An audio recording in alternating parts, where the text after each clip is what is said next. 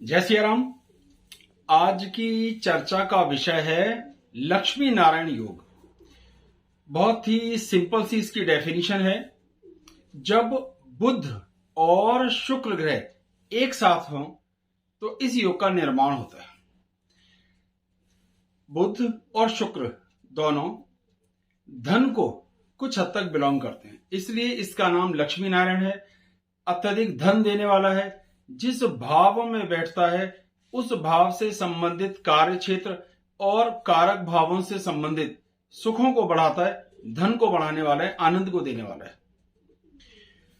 अब कोई भी ग्रह हर जगह तो अपना शुभ प्रभाव दे नहीं सकता, कहीं ना कहीं तो थोड़ा कमजोर भी होता है। तो पहले राशियों के हिसाब से इसे समझ लेते हैं। कल्पना कीजिए कि वो मेष राशि में बना, लिस्ट आपके सामने स्क्रीन पर भी है। तो मेष राशि में अगर बना तो बुध वहां पर सम राशि में होता है और शुक्र भी सम राशि में होता है।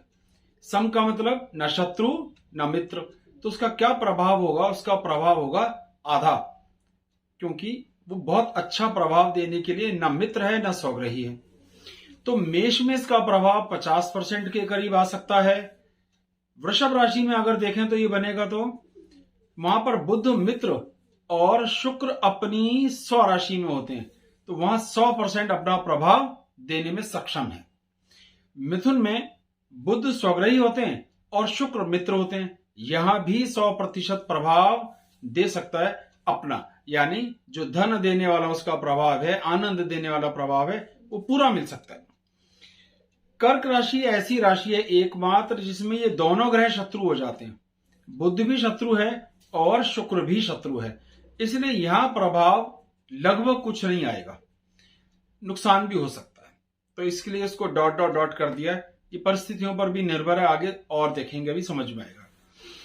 सिंह राशि में बुध तो मित्र है पर शुक्र शत्रु है, तो एक शत्रु और एक मित्र, तो ये बात रह गई 50%। इससे ज्यादा इसका फल मिलना थोड़ा मुश्किल है। अब बात आती है कि कन्या में देखें तो बुध अपनी उच्च राशि में होता है और शुक्र नीच राशि में, और यहां ये नीच भंग भी कर लेगा, इसलिए ये बड़ा अच्छा प्रभाव देगा। पूरा प्रभाव प्राप्त होगा 100% के आसपास। तुला राशि में मित्र में होता है बुध जो है, और शुक्र वहां पर स्वस्थिति में होता है, बहुत पावरफुल हालत में, तो यहां भी 100% फल प्राप्त होने का पूरा योग है। वृश्चिक राशि में ये दोनों सम हैं, धनु राशि में भी ये दोनों सम है, तो यहां पे 50% के आसपास ही फल प्राप्त होगा। मकर राशि में बुध तो यहां पर सम है लेकिन शुक्र मित्र है, इसलिए ऐसा समझिए कि करीब 75% फल प्राप्त होगा। कुंभ में बुध सम है और शुक्र मित्र, इसलिए 75% के करीब फल प्राप्त होगा। और आखिरी राशि मीन, इसमें बुध नीच में हो जाते हैं और शुक्र उच्च राशि में, तो यहां भी नीच भंग हो जाएगा और 100% फल प्राप्त होगा। तो वो 5 राशियां जिनमें ये शुभ फल देगा: वृषभ, मिथुन, कन्या, तुला और मीन, इसमें उसका जबरदस्त फल प्राप्त होगा। 2 राशियां और हैं जिनमें वो अपना थोड़ा फल देगा, वो है मकर और कुंभ, तो कुल इन राशियों में उसका प्रभाव मैक्सिमम अच्छा देखने में आएगा। चौथे घर में ये प्रभाव बहुत अच्छे आ सकते हैं, चौथे भाव में, और दशम भाव में और 7वें भाव में विशेष रूप से अच्छे आएंगे। केंद्र और त्रिकोण में शुभ फल प्राप्त होंगे। छठे और 8वें भाव में बनने पर इसका लाभ प्राप्त नहीं होगा। किसी पापी ग्रह से दृष्ट होगा तो इसके प्रभाव में हानि होगी। शुभ ग्रह से दृष्ट होगा, जैसे बुध शुक्र का योग तो बन रहा है आपकी कुंडली में, लेकिन इसके साथ गुरु की दृष्टि भी आ जाए या चंद्र की दृष्टि भी आ जाए तो इसका फल और अधिक प्राप्त हो सकता है। तो 2 चीज एक साथ देखनी है कि बन किस राशि में रहा है और किस भाव में रहा है, इससे इसके फल का आकलन करना सहज हो जाएगा। तो बहुत छोटा सा योग है, बुध और शुक्र को दोनों को एक साथ होना चाहिए। अगर वो एक साथ हैं, शुभ भाव में हैं, तो बहुत अच्छा फल धन को लेकर, आनंद को लेकर इसमें प्राप्त होगा। कुछ एग्जाम्पल देखते हैं जिससे ये बात थोड़ी समझनी आसान हो जाएगी। ये पहला एग्जाम्पल है 21 अप्रैल 1981 दोपहर को 12:28 दिल्ली का जन्म है। अब इस कुंडली में देखिए ये बन रहा है लक्ष्मी नारायण योग। अब इस योग में कमी क्या है? एक तो ये मेष राशि में जहां अच्छा फल कम देगा। दूसरा, मेष राशि देख रहे हैं, 1 नंबर, दशम भाव में बहुत अच्छा फल देगा। लेकिन यहां एक समस्या है कि ये सूर्य और मंगल 2 पापी ग्रहों के साथ है।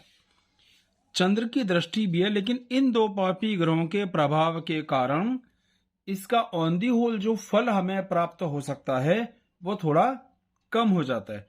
तो योग तो है, बना हुआ है, पर इसकी वो परफॉर्मेंस नहीं आएगी जो हम उससे उम्मीद करते हैं।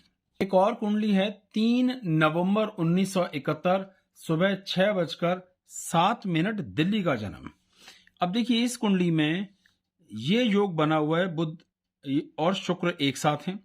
यहाँ प्लस पॉइंट यह है कि गुरु भी साथ में है, पर नेगेटिव बात थोड़ी सी क्या है कि वृश्चिक राशि में मंगल की, इसलिए बहुत अधिक फल देने वाला नहीं है, 50% फल देगा। प्लस इस पर शनि की भी पूर्ण दृष्टि पड़ रही है, तो शनि की दृष्टि के कारण इसका प्रभाव कुछ कम हुआ और वृश्चिक राशि में होने के कारण भी कम हुआ। लेकिन फिर भी ग्रह अपना प्रभाव जरूर करेगा, आर्थिक तौर पर संपन्न बनाएगा, अच्छा व्यापारी बनाएगा, बहुत अच्छी बोलने की कला और लिखने की कला देगा और गेम्स में भी कामयाब होने की ताकत देगा। ये तीसरा एग्जाम्पल है 26 अप्रैल 1983 सुबह 4:30 दिल्ली का ये जन्म है। अब यहां पर भी ये योग बन रहा है, आप देख पा रहे हैं। प्लस पॉइंट ये है कि तीसरे घर में अच्छा है, वृषभ राशि में बहुत जबरदस्त अच्छा है और बृहस्पति की भी पूर्ण दृष्टि पड़ रही है। लमसम यहां पे ऐसी कोई खराबी नहीं है जिसके लिए बहुत परेशान हुआ जाए। तो तीसरा एग्जाम्पल, पहला थोड़ा कम अच्छा था, दूसरा और अच्छा है, तीसरे की परफॉर्मेंस और भी अधिक अच्छी आएगी। बहुत कामयाब हैं, सफल सुखद जिंदगी जी रहे हैं और आर्थिक तौर पर बहुत संपन्न जिंदगी जी रहे हैं। ये चौथा एग्जाम्पल है, लग्नेश लग्न में स्वग्रही है, जो किसी भी योग के लिए सबसे पहले देखे जानी चाहिए।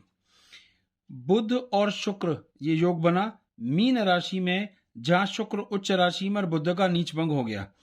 सीधे सीधे किसी भी पापी ग्रह का इस पर प्रभाव नहीं है और 9वें भाव में होना भी बहुत अच्छा है। तो लग्नेश बलवान है, योग अच्छा है, भाव अच्छा है, यह सब कुछ अच्छा है। तो ये बहुत अच्छी परफॉर्मेंस देने वाला एक एग्जाम्पल है। यहाँ पे आर्थिक तौर पर, संपन्नता के तौर पर यश, मान, सम्मान, धन की बहुत जबरदस्त प्राप्ति ने, एक उच्च पदस्थ अधिकारी हैं, गस्टेड अफसर हैं और बड़ा आनंद का जीवन जी रहे हैं।